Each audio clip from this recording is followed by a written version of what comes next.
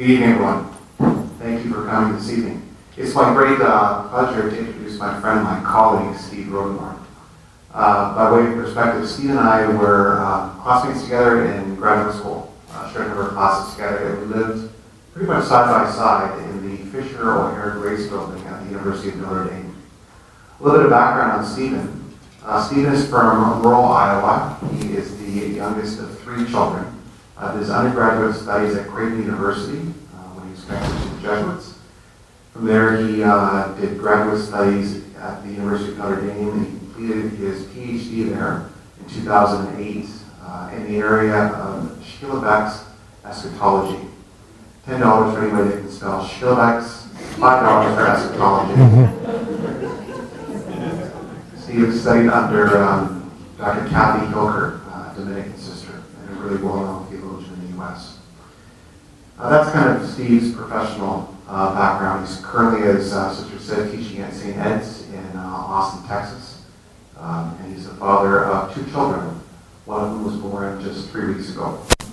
So it's we're very glad that he's here. I'm not sure if his wife would say the same thing, but we're grateful for his presence this evening. One of the great things about being in campus ministry and being involved with lecture series so directly is that I have a little bit of pull as to kind of who comes and who doesn't come, and Susan's saying a lot of pull.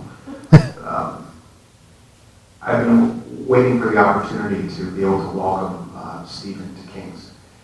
He's one of these guys that I lived with for 2 years, and as I was sharing with some of the folks at supper, it was a very tight-knit group in the graduate residence. We prayed together, we were in class together, we socialized together, we were part of the football mega system at Notre Dame together. And throughout all those things, despite people coming and going, folks having meltdowns, and lots of drama that's often connected to the university environment, Stephen was one of these guys that for all of us was just a beacon of joy and a beacon of hope. He was constant, he was steadfast, he was bright, but he made us laugh, and he made us smile, and he brought us into a closer relationship with God. So we're grateful, very, very grateful that Steve is with us this evening. As Stephen begins to talk about the importance of practicing hope in a world which is so desperately in need of hope, I would ask you to join me in welcoming him to our city.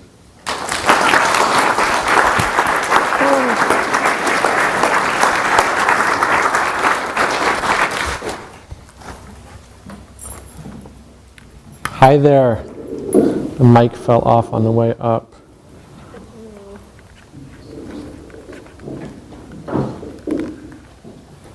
Good, there we go.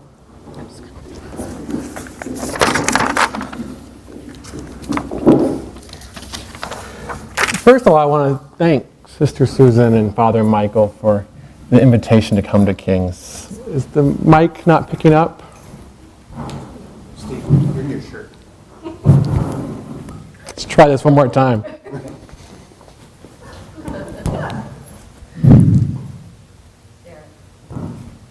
How's that? Good?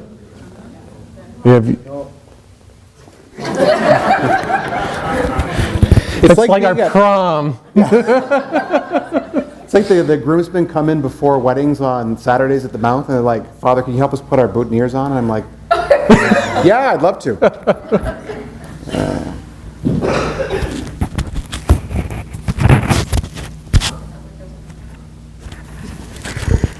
We need Sister Susan, I think. That's good. Good? Picking up? I also have a very loud voice, which I think is fine. My students sometimes don't. I was simply saying I'm really grateful to be here at King's. It's a privilege. I've heard about it for a number of years now from conversations with Father Michael, and he's just such a fan of this place, and it's a privilege to be here. Back in Texas, I teach at a small liberal arts university, not that different than King's. It's a Catholic university. And occasionally I teach a course entitled Justice, Peace, and Liberation, which is a catchy title that we use to attract students, but it's a class on Christian social ethics, and maybe more specifically Catholic social teaching. In that course, we spent a couple of days looking at some issues revolving around globalization and consumerism, right? Consumer culture, globalizations, and we look at the issues that come along with that, such as immigration, right? They're in Austin, Texas, we're very close to the border.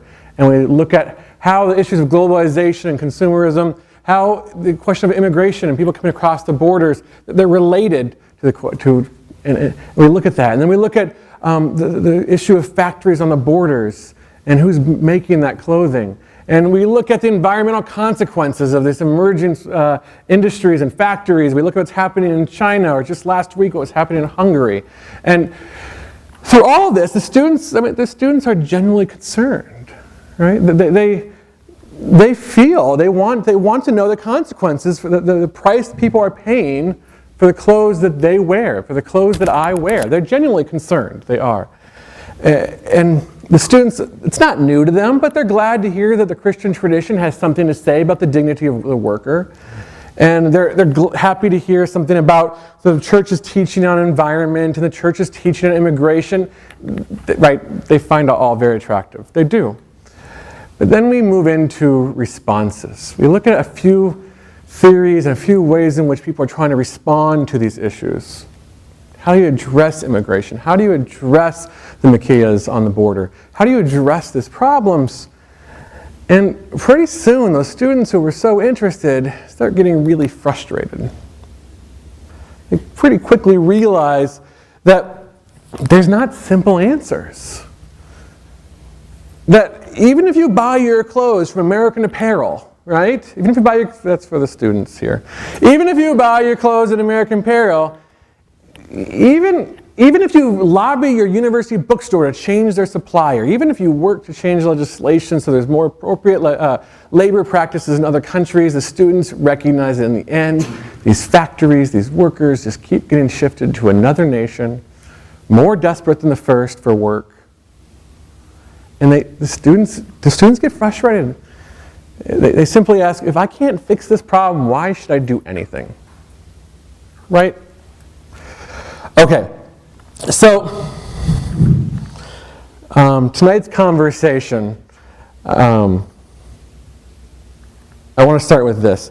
I want to start on the one hand, my students are quite interested, quite excited about the possibilities of what Christianity and the Catholic Church has to say about injustice. But at the same time, they're pretty quickly overwhelmed by the challenges of responding to that.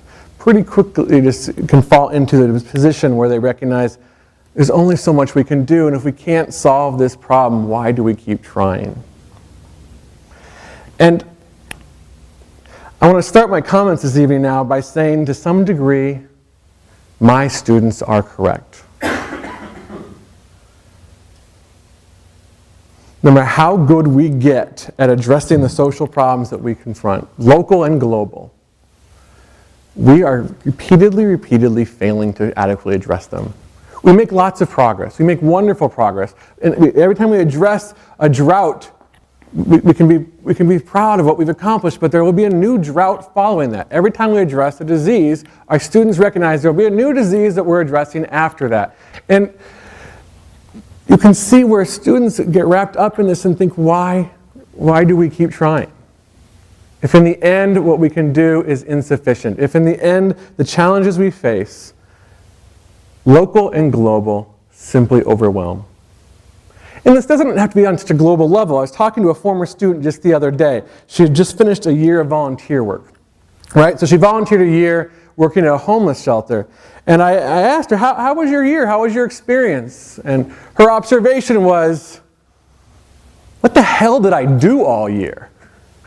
Because she said the same people who were in the shelter the day she walked in were in many, many cases the same people were in the shelter when she walked out at the end of her year. That kind of experience of frustration leads to burnout, it leads to despair, and it leads to cynicism. And I don't want to talk that away. I want to recognize that we do face challenges that resist definitive resolution.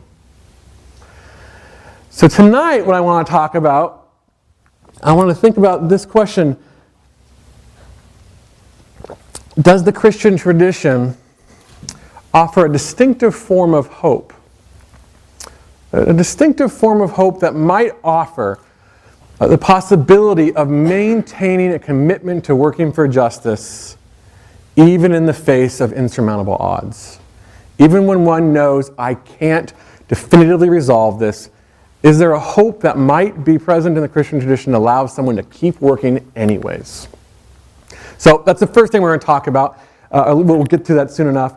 Then I actually want to make a second move and suggest this. I want to suggest that it does, of course, and then I want to suggest that it's a particular distinctive kind of hope. And that hope is not so much available to theoretical reflection.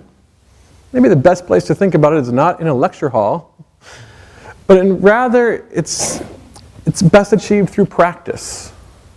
If you will, this distinctive Christian hope is something that is primarily realized by doing something rather than thinking something.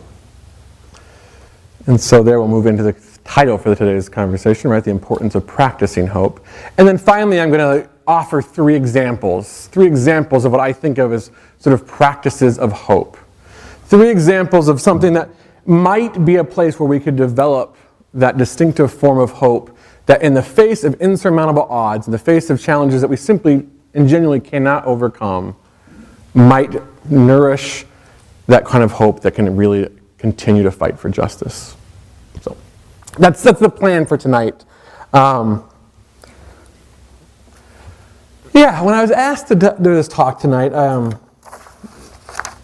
was asked to reflect upon a message that John Paul II wrote before the Millennium, where he was challenging Christians to take a concern for the homeless, the needy, and the poor. In tonight's lecture, and I think the lectures for the whole season this year, are looking at that question. 10 years later, where are we at? 10 years later, sort of what did John Paul's challenge for the new millennium, what did it have to say? And in reading John Paul II's message, I have here, John Paul lamented how many people there are who have been uprooted from the atmosphere of human warmth and welcome typical of the home. I think of refugees, victims of war and natural disasters, and those forced to migrate for economic reasons. Now, of course, John Paul challenged Christians to respond, to address those challenges, to address the problem of refugees, to address the challenge of migration.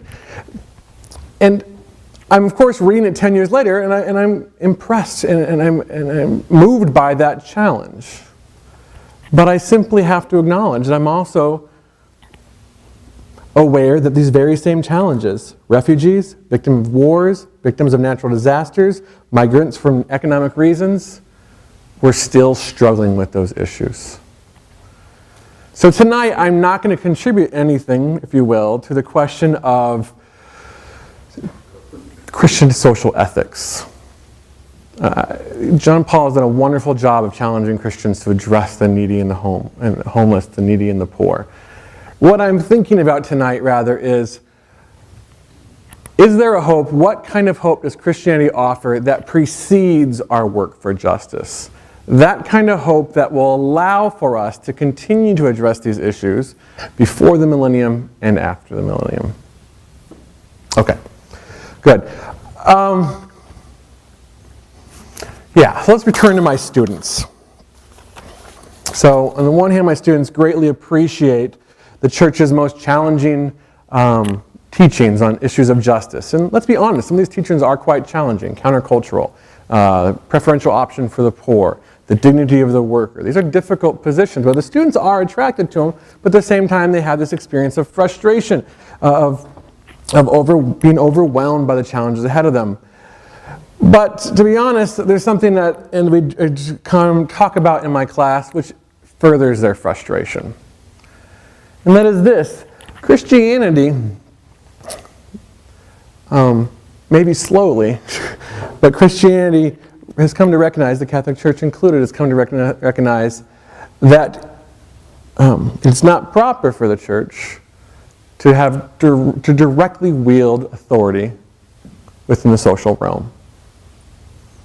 It's simply to say this, that the role of the church, the role of the faith in the public realm is one of motivation. It's one of offering ideals. It's John Paul II advocating for the dignity of every individual. It's John Paul II advocating for an option for the poor. The church can offer ideals and motivations for what the social realm should be concerned with, but what the church can't do is the church does not have the resources to offer concrete solutions, public policies, specific strategies for addressing the injustices we face. So in a religious studies class, in a class in theology, we're constantly confronting the injustices, and then I have to step back and remind the students, well, what the church can do is it can offer up ideals and motivation, but it can't offer particular ways to address these. If you will, it's outside of its competency. There's nothing within the faith tradition that can tell you that this is the best public health policy to address this disease. There's nothing in the faith that can suggest to you this is the best way to engineer a sewer system in a developing nation.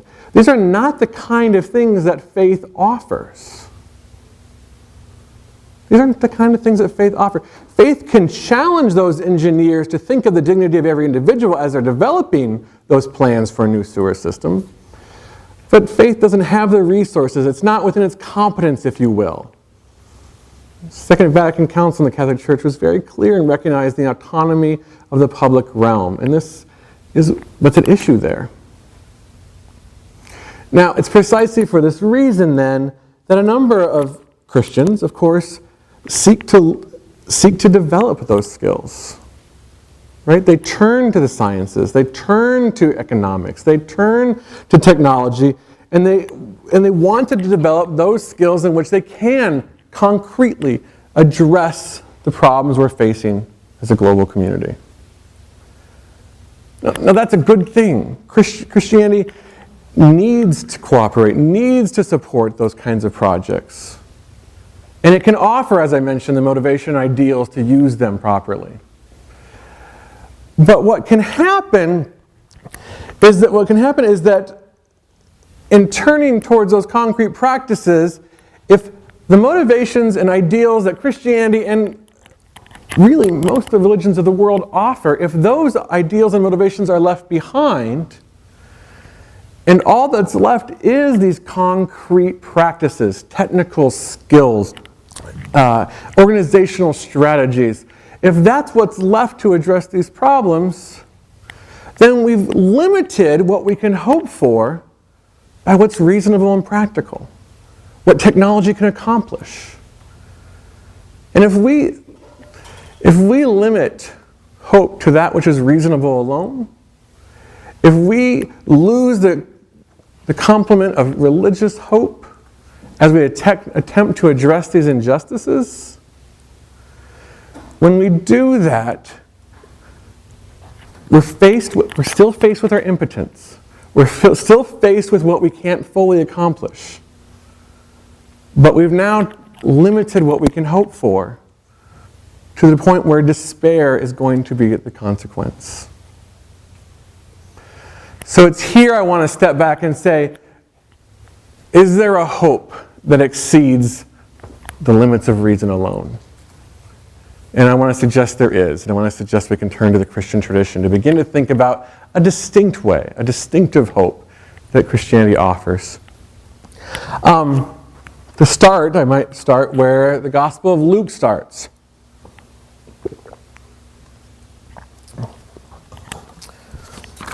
Right, the Gospel of Luke starts, soon, within a few chapters.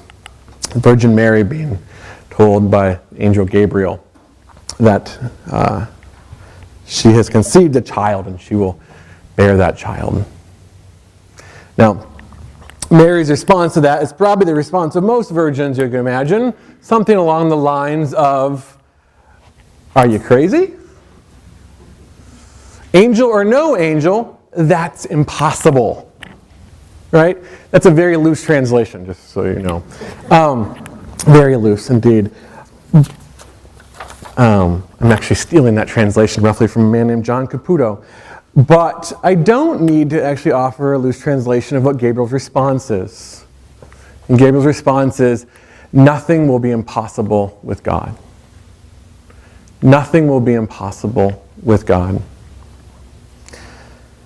Now, I'm not currently interested in parsing sort of the historical foundations of the Nativity story, the Annunciation story. That's not my interest here.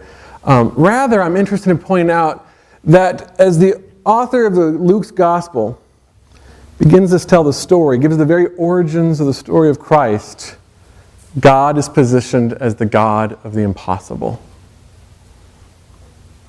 Now, by impossible, I'm not talking about the irrational here. Not the irrational. But by impossible, I do mean that which outpaces or exceeds what is deemed sensible and reasonable. If you will, the possible is the predictable. And the impossible is that which we do not and cannot foresee. And precisely the point of the Annunciation is that the impossible happens. And when it happens, our plausibility assumptions, our horizon of expectations is rendered and torn anew. It breaks open what we think is possible because the impossible has occurred. Now, this is, of course, getting us to the heart of the idea of hope in the Christian tradition. Within the Christian tradition, there's a hope for a future that is believed to exceed and surpass what we ourselves can accomplish. The future is given as gift. That which we hope for exceeds what our own capacities we can create. Now, this idea, we do not save ourselves, that the future is gift. It outpaces what we ourselves can accomplish. This is some of the best, greatest, and most important prophets in the Christian tradition, Martin Luther maybe most significantly, have emphasized this idea that the future always remains a surprise.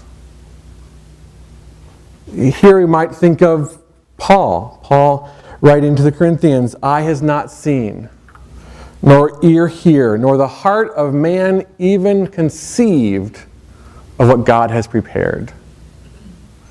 That the future that is given as gift outpaces our expectations, outpaces what we believe to be the possible.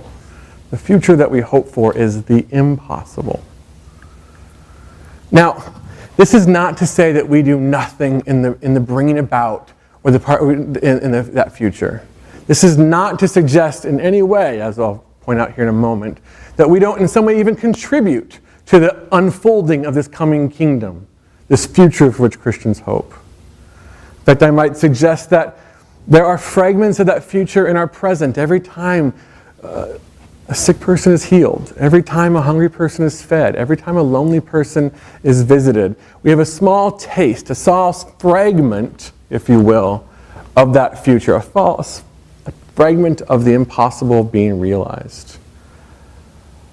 But it always stays out in front. In the Christian tradition, it's believed that in that fragment being realized, it's in excess of our own capacities and skills. And it's being brought to us as gift, even as we participate in it coming about.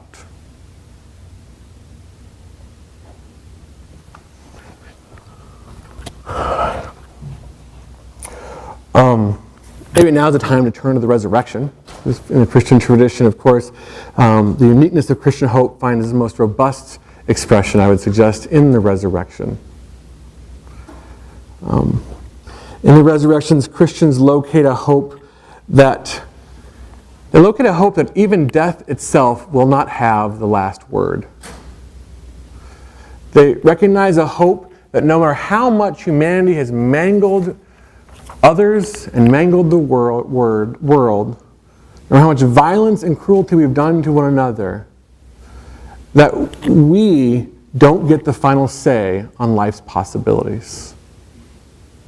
If you will, what Gabriel says at the Annunciation could also be said at the crucifixion. Nothing will be impossible for God. Okay. This far then, I've tried to draw our attention to a distinctive characteristic of hope in the Christian tradition. Embedded in this tradition is a hope for that which is impossible. In the language of Paul, writing to the Romans, a hope against hope. A hope that outpaces what we deem technically reasonable. A hope that outpaces what we think we can accomplish on our own. A hope that surpasses our very expectations. A hope that comes as surprise, or as Paul wrote to the Thessalonians, comes like a thief at night. Now, what I want to make clear here is that this Christian hope is not a self-deceiving and Pollyannish optimism. This hope is grounded, in fact, on the very idea that we know the limitations of our capacities. No matter how much we continue to work to bring about a more just future, injustice continues to be part of our lives. But this is a hope that puts a daring wager, but nonetheless, love has value. Nonetheless, our work for justice is not done in vain.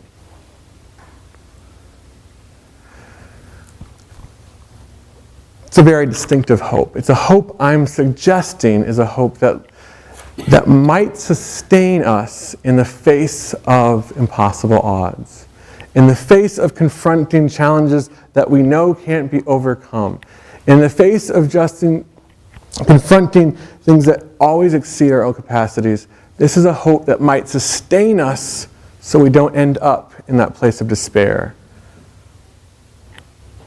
burnout, or even, I hope, cynicism. Okay, so this distinctive hope, though, I want to point to a related characteristic of that hope. And that is this, and I've mentioned at the beginning of the talk, that distinctive hope is not most fully realized, or not primarily realized in ideas, or in theory, or even, I would suggest, in doctrines. Theoretical reflection, theoretical contemplation, focuses in on that which has already occurred in the past or that which is available to us in the present. We can reflect on and interpret what's available to us. We can reflect on and interpret the possible. The impossible, though, is unavailable for theoretical reflection. The impossible always stands out in front of us, in excess. It resists theoretical resolution. The impossible is that which needs not to be interpreted, but which yet needs to be made. The impossible is still in construction. It's still being developed. The impossible is not best thought. The impossible is constructed. My point here, of course, is this, that as we begin to think about this distinctive hope within the Christian tradition, the best way for us to appreciate that is in through a series of practices. As I said earlier, this is a sort of hope that is realized most fully by doing something, not by thinking something. Now, this might sound a bit odd, but this practical way of knowing, practical knowledge rather than theoretical knowledge, it's actually not that foreign to us. If you think about a bricklayer, and I'm stealing this example from a man named Stanley Hauerwas. If you think about a bricklayer, bricklaying, the art, the craft of laying bricks, is not a skill developed in the classroom. You don't take 2 years or 4 years of coursework to be a gifted quality bricklayer. You apprentice. You practice. Year after year, you learn the proper feel of the tools. It's through your experience that you come to recognize sort of the right gloss and the appearance of the mortar. It's through experience, it's through practice when you come to recognize how that brick is going to settle when it's raining outside, or when it's hot outside, or when it's cold outside. In short, we're very familiar with practices that are best learned by doing. There are practices, there are things that we come to know by doing them first and foremost, rather than thinking them. Right? Now, there are important things that we learn in the classroom. It's my job to get in front of a class and talk about them. And there's plenty of reasons and things that we should learn in lecture halls, classrooms, and pews. But Brick Lane is not one of them. And my suggestion tonight is that the distinctive kind of hope, the hope in the impossible, to use Wendell Berry's expression, the hope in the resurrection requires the practice of resurrection, or what I'm tonight calling the practice of hope, or it might even call the practice of the impossible, where we come to realize that hope that knows no bounds, that hope in what exceeds what we think is theoretically possible, that hope that exceeds what our technology tells us we can achieve. That's a hope that we achieve through practices. Okay, so what do these practices look like? What am I talking about here? I want to give 3 examples tonight, and I won't spend a lot of time on any one of them. I do think they at least get a sense of sort of what I'm envisioning. What would it mean to practice hope? What would it mean to practice resurrection? Or what would it mean to practice the impossible? And the first example I want to offer, I want to talk about a man with whom many of you, I believe, are probably somewhat familiar. Jean Vanier and the organization L'Arche. In fact, I think that you had a talk last year on L'Arche, if I'm not mistaken. For those who weren't here last year, Jean Vanier is a French-Canadian who in 1964 invited 2 men with intellectual disabilities who were living in government institutions, invited them into his home to live in community. Right? Trolly, France. Since that time, there's now over 100 large communities. I think it's 135 right now in dozens of countries. If I'm not mistaken, there's a community right here in London. Is that right? There's 2 communities right here in London. Good. Large communities, they're homes, just so we have a sense that they invite people who have intellectual disabilities and invite people who do not have intellectual disabilities to come live together in community, right? And they refer to the people at the core of the community, the center of the community, as core members. And these are those with intellectual disabilities. And those who assist and become sort of sustaining this community are the assistants. Go ahead. Well, Vaniers frequently know that one of the greatest challenges facing the assistants as they seek to enter into community with the core members is that with the intellectually disabled, they're confronting a brokenness. They're confronting a brokenness in the community that refuses alleviation.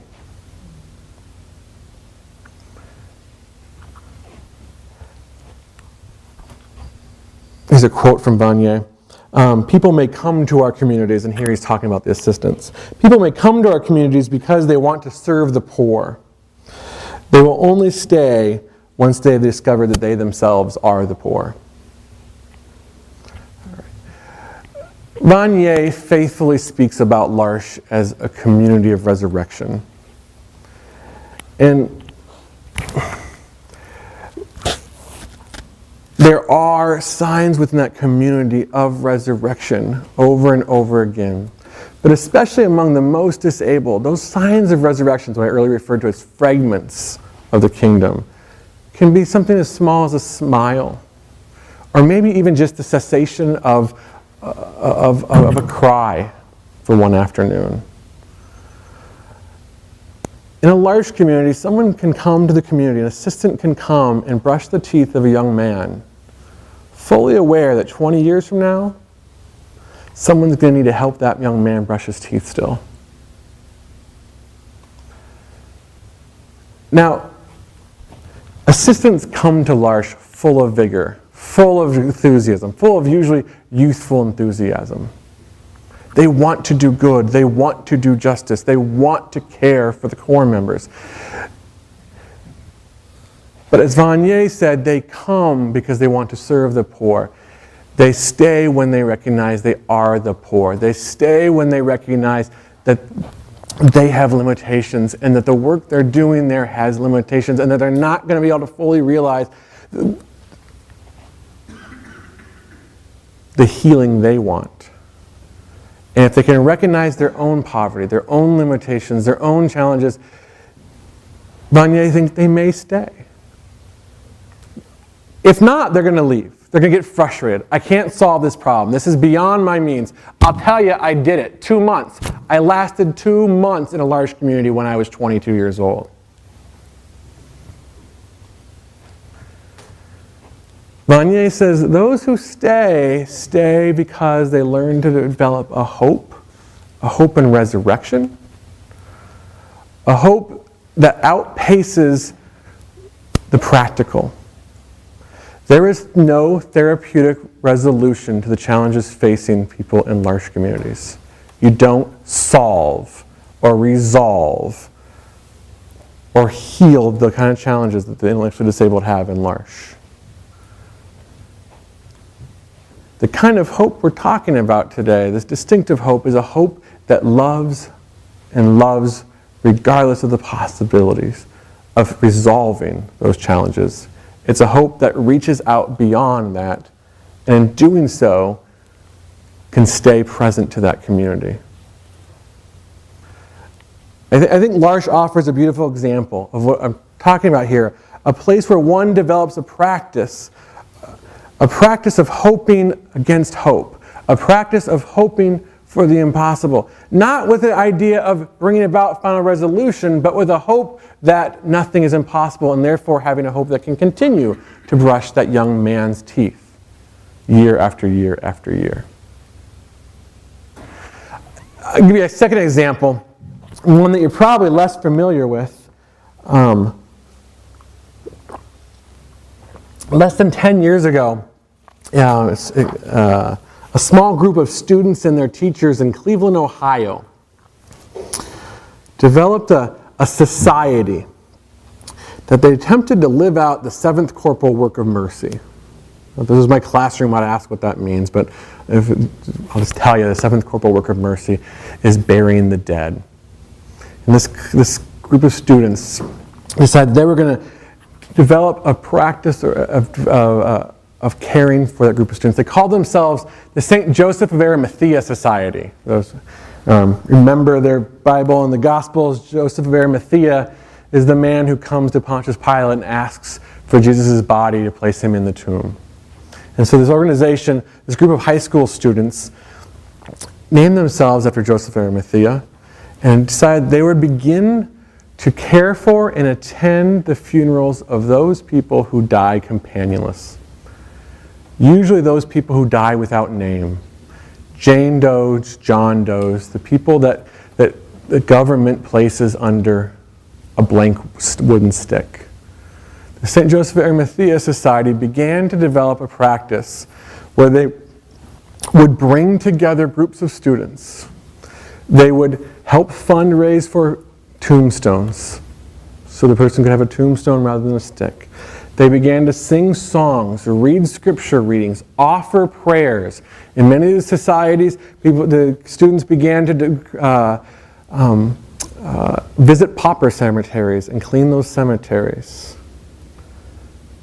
Now, this organization has spread quite widely already in the last 10 years. It's now through many colleges and high schools throughout the United States. I think it's worth noting that this is sort of a strange practice. Right? I mean, let's just be honest. And in fact, I'm not making this up. Ripley's Believe It or Not created a cartoon for their syndicated cartoon series, presumably describing what these young students were doing, burying men and women they did not know. Presumably with the idea that it's unbelievable that these students would bury these men and women that they did not know, that they would attend the funerals, plan the funerals, and mourn the loss of these people. Now, let's be clear. They're most frequently burying men and women that have no companions. They're burying the elderly, those who have outlived their friends and family. They're burying the homeless, those who literally died nameless. They're burying the migrant workers whose friends and families are back in their native land. So when they're doing this practice, they're not there to offer consolation to the living, right? As one sponsor told me, there is no one here to thank our students. They're not doing it for consolation, and they're not receiving thank yous. And if that isn't already an experience of impotence, push this even further, push the challenge further. Why are they burying the dead? Wouldn't their time better be spent caring for the living? Wouldn't their time better be spent feeding those who are hungry? Visiting those who are lonely? Those questions are precisely what we're talking about here. I want to suggest that while the members of the society think of themselves first and foremost as responding to the seventh corporal work of mercy, what I would suggest is they're developing the practice of hoping for the impossible. Christianity is 2,000 years into its story, and it's still looking for the resurrection of the dead. But these students are still at it. They are developing a practice in which they are hoping for the impossible. They are doing precisely what outstrips what's theoretically reasonable. If you were to do what is most efficient, you would not bury the dead. You would care for those who are still living. But they are developing this practice in which I would suggest they're developing a hope that will let them do the other 6 corporal works of mercy, even in the face of their limitations and challenges. The impotence they will feel when they go to feed the hungry, give drink to the thirsty, give shelter to the homeless, visit the sick, visit those who are imprisoned. The impotence, the challenge, the limitations, the failures they're going to experience, they will have been practicing a hope that knows how to overcome those limitations because they've been developing the skills of hoping against hope, of burying the dead, of hoping for resurrection. It's a powerful practice. Now, it's worth noting that these first 2 examples so far are important works of justice themselves, right? They are. They're caring for those who are intellectually disabled. They're caring for those who have died.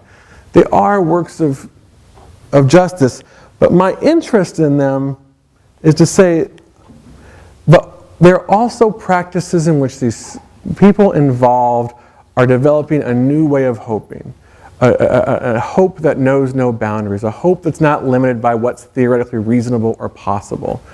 That yes, they're doing justice, but maybe more significantly, they're developing a means of hope that will allow them to continue to do justice even when that youthful enthusiasm disappears.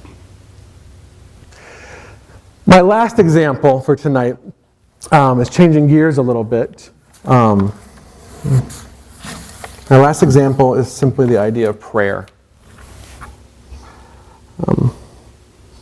We don't have the time, and I don't have the wisdom to give a full account of the significance and meaning of prayer. But I do want to take a small little idea developed by a German theologian named Johann Baptist Metz, in which Metz describes prayer as saying yes to God. For Metz, one says yes to God in prayer precisely as they confront the contradictions they experience in their everyday lives, the contradictions of mortality and death, the contradictions of oppression and suffering. That in the face of those contradictions, one in prayer can still turn to God and say yes. Now, the way we say yes, the way we pray is as distinct as multiple as are Prayers. Excuse me. But even when one comes to God in frustration,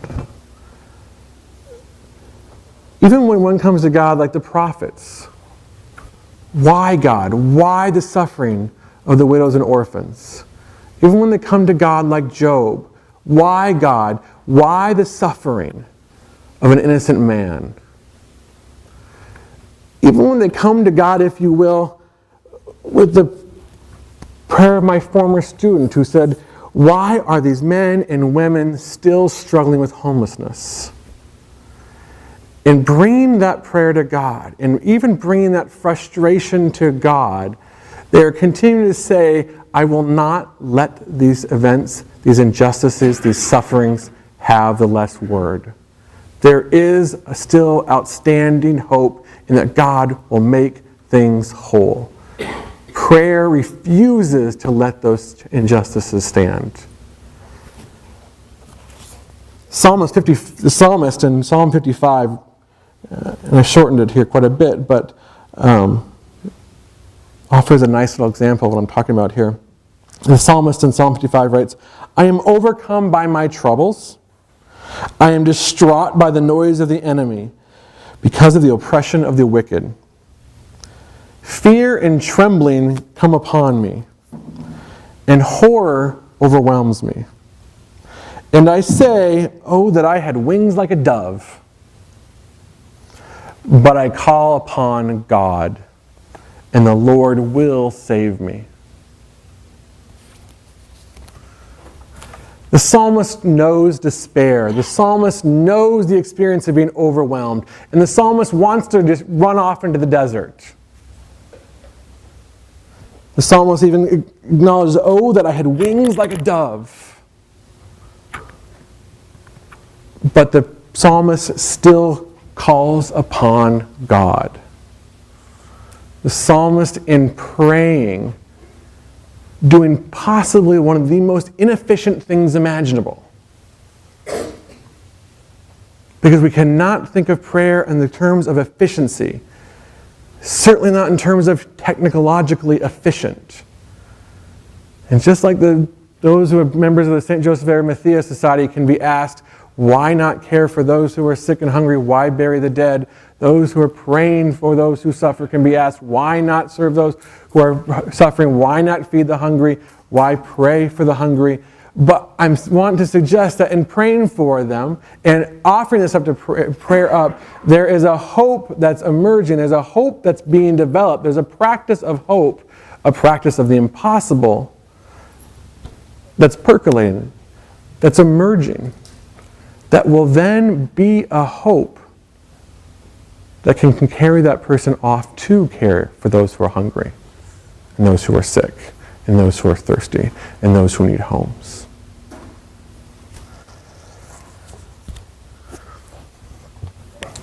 All right.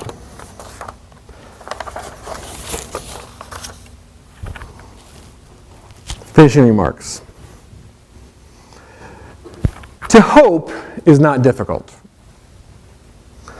The desire to improve things, the desire to care for the poor and needy, or simply to care for the person sitting next to you, it's quite common. Right? But what do we do when that person sitting next to you, day after day, year after year, aggravates you? How do you keep caring for them even when they aggravate you?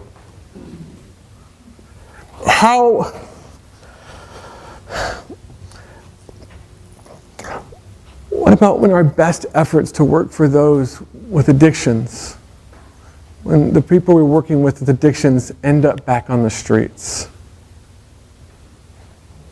What about in our practices when we lobby for legislation, when we seek to develop new legislation that will bring health coverage for many, but in the end, millions, and this is our problem, not yours, millions are still going to slip through without coverage despite the new legislation? Can we continue to hope even when we know that our efforts are not going to bring about definitive resolution? Can we continue to hope, even when we know 20 years from now we're going to be brushing the teeth of this young man? Can we continue to hope when we know that at the end of this year, the same people in the shelter are going to be there? Tonight, I simply want to talk about the possibility that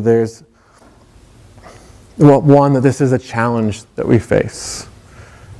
That as we face our own limitations, our own impotence, we recognize that the consequences can be burnout, can be despair, can be even cynicism. And what I want to suggest is that possibly within Christianity is embedded a distinctive kind of hope, a kind of hope that exceeds our own capacities, our own potentials. And precisely because it does that, might offer a hope that will allow us to persevere regardless of the odds. I think of these practices of hope as something of schools of hope. Some place where one slowly, over time, begins to think beyond what's reasonable and acceptable, begins to think beyond what's made possible by our technical skills and by our scientific skills, though they're entirely important. Can we learn to think and hope even beyond their outcomes?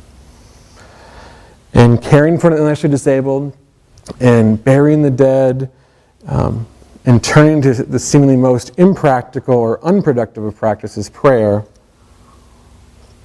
I do believe we may develop the capacity to, in Paul's language to Romans, hope against hope. And that's my thoughts for this evening.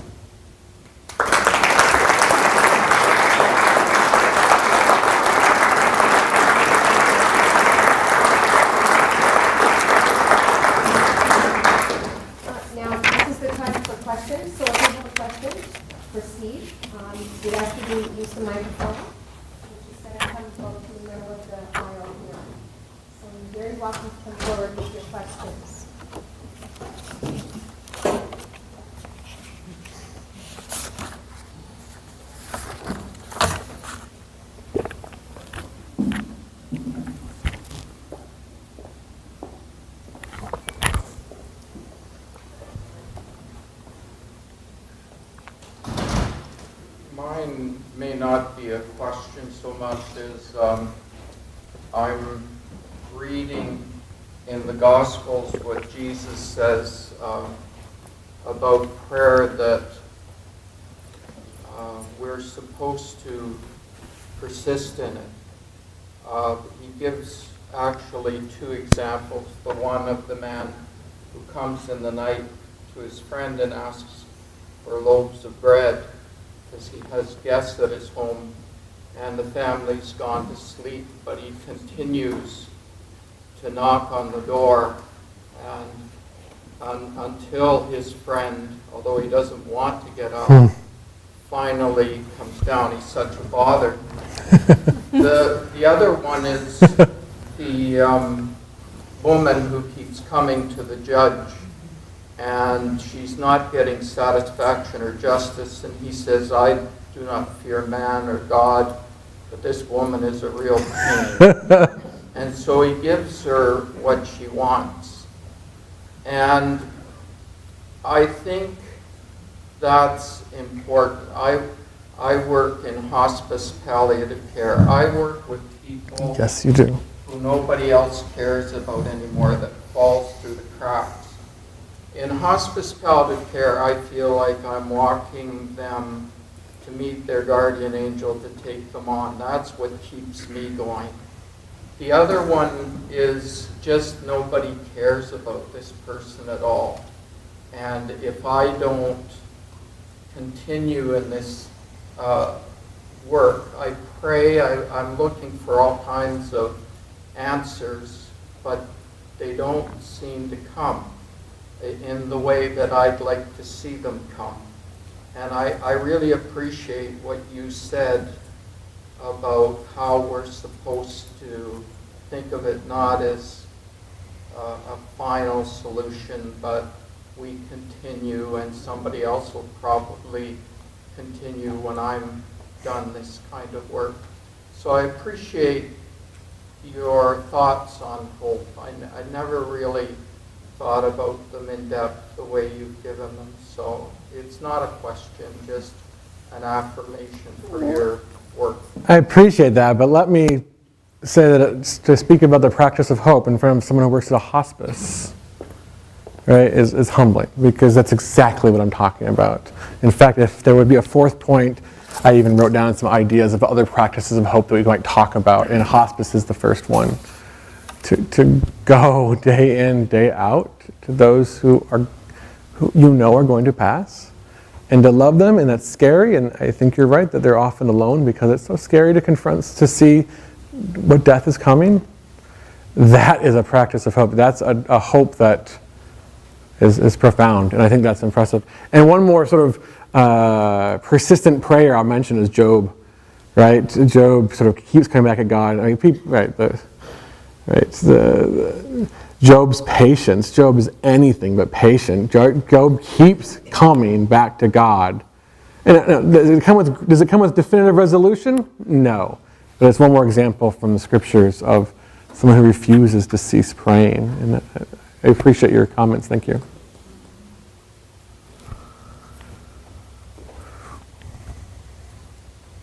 Steve, welcome to Kings. Thanks. I usually don't ask questions at things. I'm happy to sit and listen. Let's put up for sister. Wow.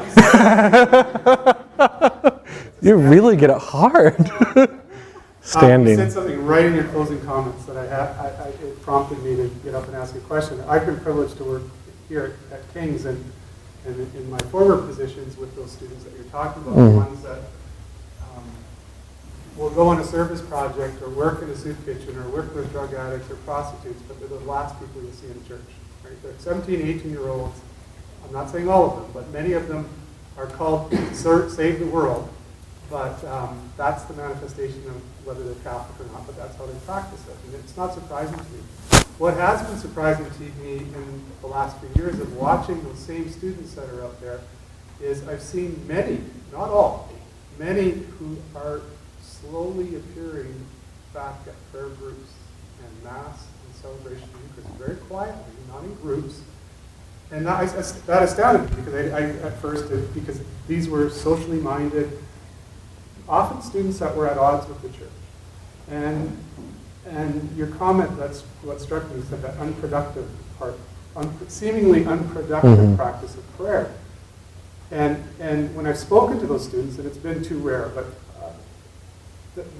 what I've found from those that were willing to talk is that they've expressed a need for sustainability, and that need to reconnect to community, or in the words of one student, I'm feeding people all the time, I need to be fed too.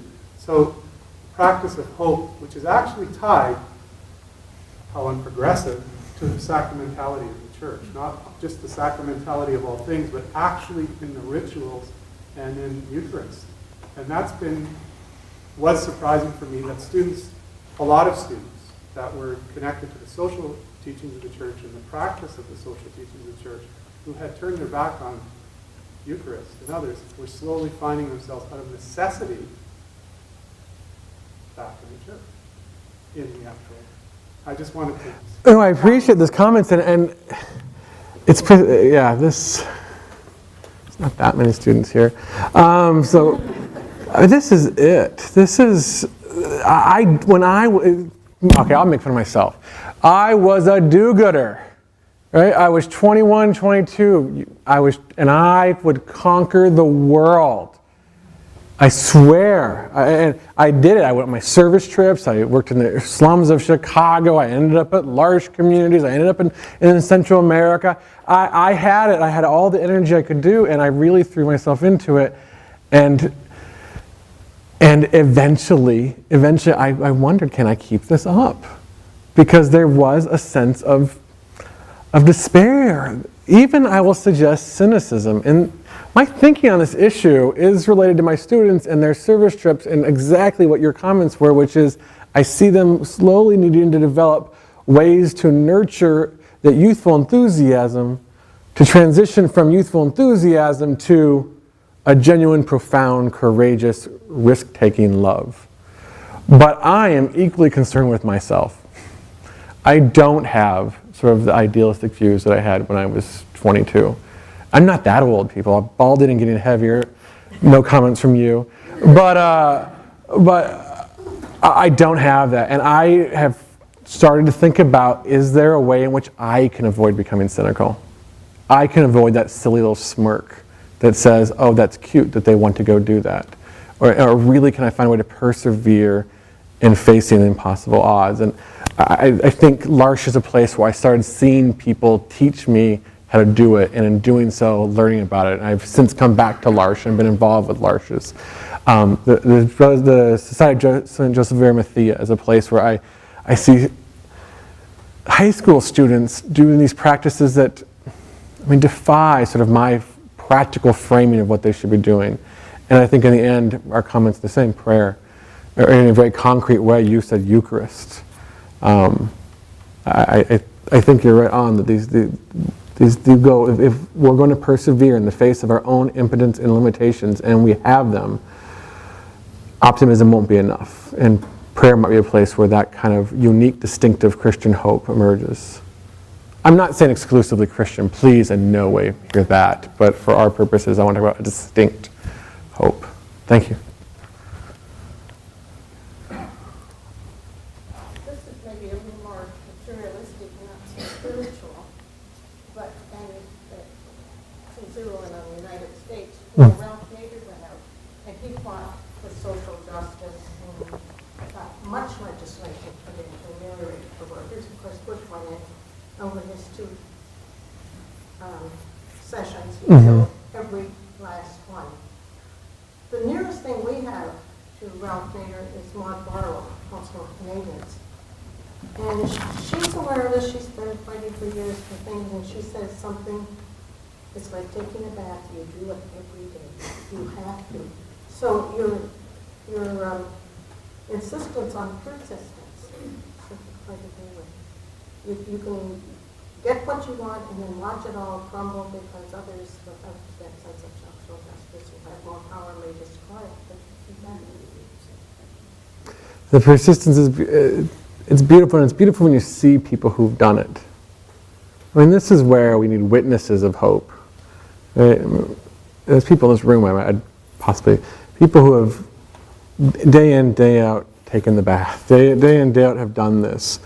And if nothing else, they do sort of hold up beacons of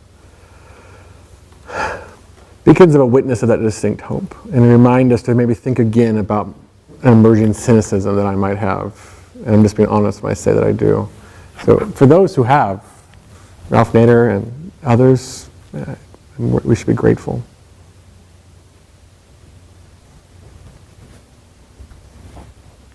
We were having a discussion in our religion education course last night about false representations of what God is. Okay.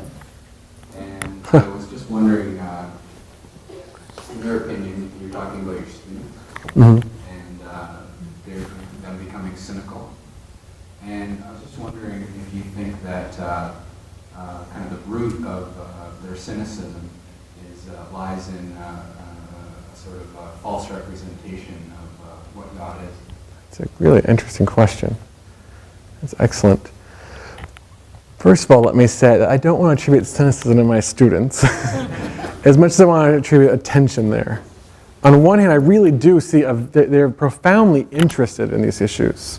They're desperately committed to these issues, in fact, more so than I am. They have that youthful exuberance. What I see is an underlying sort of movement towards resignation that comes after that. And I don't know. It'd be interesting to see how they understand God and what they mean by God. And some of that will get to questions of how they think about prayer too, right?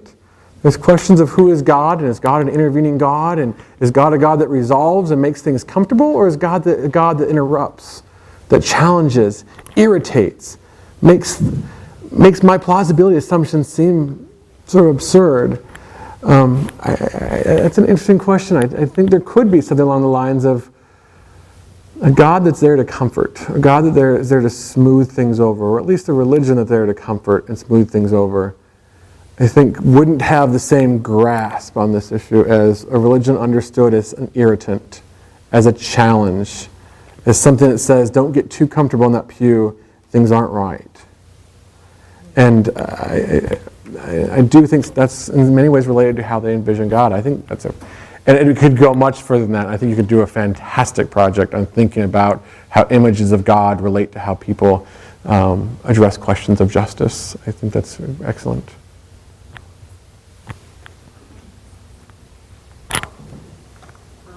Good evening. Evening. I found that your insights were very reassuring. And my perspective comes from working in this community for many, many years. And with limitations, but a lot of times they crumbled, as Mary mentioned, because it was not done in consultation with the people being served. They were part of something, but they were omitted. And many times the rotation of the effort and the resources didn't multiply or serve the true purpose at the end. And I'm just curious as to... These are the insights of practitioners that are so important. That things crumble. It's so clear, right? Oh, best laid plans of mice and men, right? That they crumble, and all the different reasons they crumble. I think that's an excellent insight into one of the major factors is that when we're seeking to address those who suffer, are we attending to those who suffer? I think that's a wonderful insight. I think my discovery is that so many they're wanting a sense of belonging and participation, and we deliver a delivery service. Sure. And it's sort of like the bandage approach, the fast food. And I just find it very difficult to penetrate that kind of. I'm just sharing that. No, I appreciate that. Yeah, brought that forward. Thank you. I'd like to go back to the beginning of your lecture. Okay. As you mentioned, globalization. Mm-hmm. And your students being frustrated with what they're supposed to think, what they're supposed to do about it. Seeing the flatteries moving from one country to the other country. In your opinion, what our point of view should be as Catholics and Christians about globalization? Is it a good thing? Is this giving us hope? Or really globalization is a thing that is depriving people from their culture, nationality, religion, and being a human being? Good. I'm going to put a little plug in here for a friend's book. Daniel Grody wrote a book on globalization, justice, and spirituality, I believe is the title, something along those lines. And Dan has an interesting insight, which is, as we approach that question, you framed it as globalization a good thing or not, but in the context of Dan's writing, and maybe the context of our conversation here, what does globalization look like through the lens of the gospel? Dan says, well, we can look at globalization from the top down, and we see all the great successes that have been there. And there are plenty. There have been great successes that have accompanied it. But what happens if we take, in his view, the underview, the underside, and ask, let's measure globalization from the underside of globalization. Let's ask how successful it's been, not by, do I have excellent access to the internet, and do I no longer need to sort of delay communications with Bashard because now we can email and phone, and our world is flattened. But if that's from the top down, but from the underside, it seems that there's environmental disasters, there's labor practices that are horrendous, and I don't want to say globalization itself sort of needs to be dismissed, but I think we need to ask and challenge it from that vantage point, if you will, from the vantage point of the cross, from when things are suffering is occurring. That's the place, that's the vantage by which Christians should evaluate something. And so I'm not going to make a definitive claim about globalization. I don't think it's, if you will, I might suggest sort of it's yet in process. But as we direct it and give it movement as a community, as a global world, we definitely need to be approaching it by asking, how is this affecting the most vulnerable among us? Can I ask one more question? Well, actually, I'll ask the last question. It's a little kind of put Steve on the spot question. You have a 3-year-old or 3-week-old son. Folks say to me, I'm not sure if I want to bring kids into this world. Where's your hope as a dad?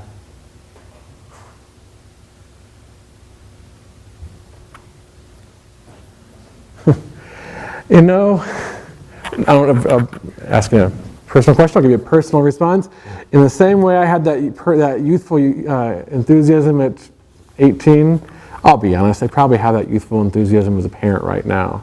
Right now, I can see nothing but my child flourishing, right? William Peter, just so you know, 3 weeks old, and Catherine Jean is under 2, and at this point in my life, I see nothing but their flourishing. I suppose where my talk intersects with this is what happens when I start seeing them stumble and struggle, and will I continue to hold out hope? Will they continue to hold out hope? Because they are going to struggle, right? And I don't want to see it, but they're going to. And yeah, to be honest, at this point, it's easy to hope. It's, as I ended the talk tonight by saying, it's not hard to hope. If by hope we mean sort of wishing well, and at this point, it's easy to hope for those two. They're adorable. They're brilliant. But I know it will not stay that way, and that's where this, if you will, more substantial, distinct form of hope is going to need to come into play.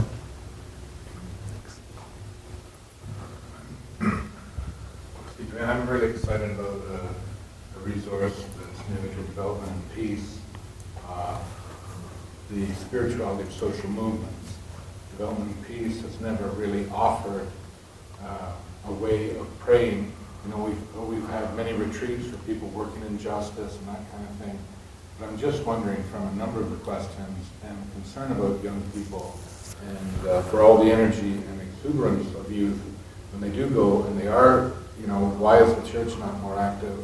Why is my priest not doing these important things? Why aren't we all going to Central America? That kind of thing. And then when they come to their own realization of futility, or, you know, in the face of these unresolvable questions. So my question to you is, do we see any kind of this movement towards giving a theological reflection, you know, in a way that could help people see that we need to be giving our young people these kind of tools, or they will simply, it'll be one more thing to write off the church, write off Christianity. Or it must just simply happen kind of group by group, sector by sector, issue by issue.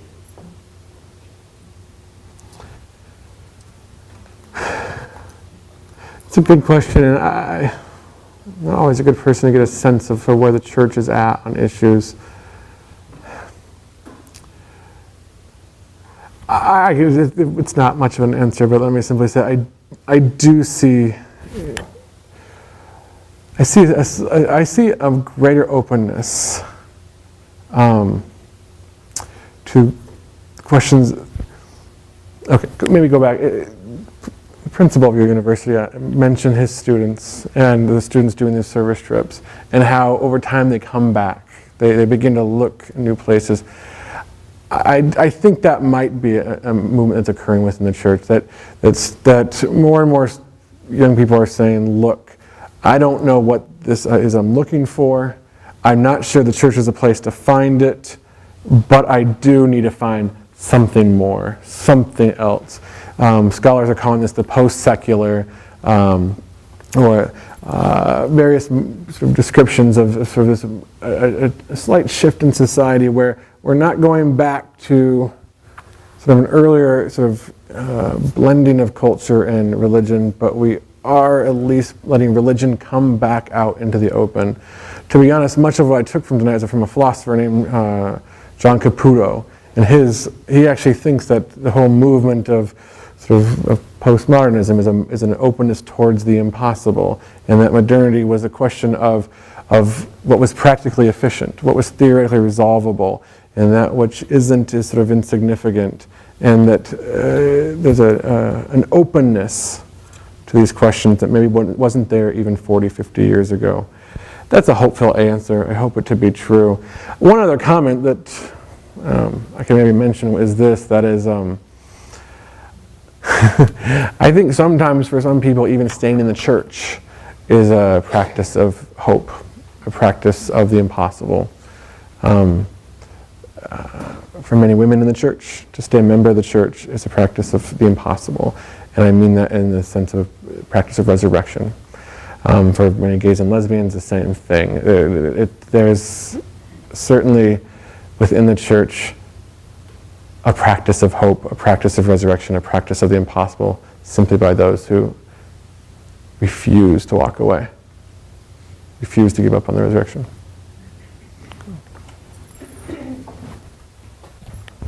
I'd like to invite Richard Cornell from the St. Peter's Institute for Catholic Formation to come forward and offer thanks on behalf of all of us. Right. Thanks, I'll get out of your way. Thanks. I actually rolled up my sleeves because I really liked your get down to business.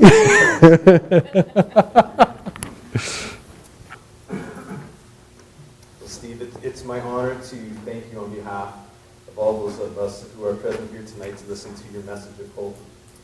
I must say that when I first read the summary of your presentation, I was deeply struck by your emphasis on the need to nurture hope, particularly in the face of despair, amidst all the suffering in the world. For many of us, the call to serve makes us feel very small and the issue very large. But your words tonight have reminded us of Jesus' response to the disciples who came to him all in a panic about the need to feed so many when there was so little food available. And the disciples pressed Jesus to perform a miracle. But Jesus' response to them was simple yet very telling. He said to them, "You give them something to eat." This is the hope that's available to us in Christ. Through Christ, what appears hopeless is actually pregnant with hope.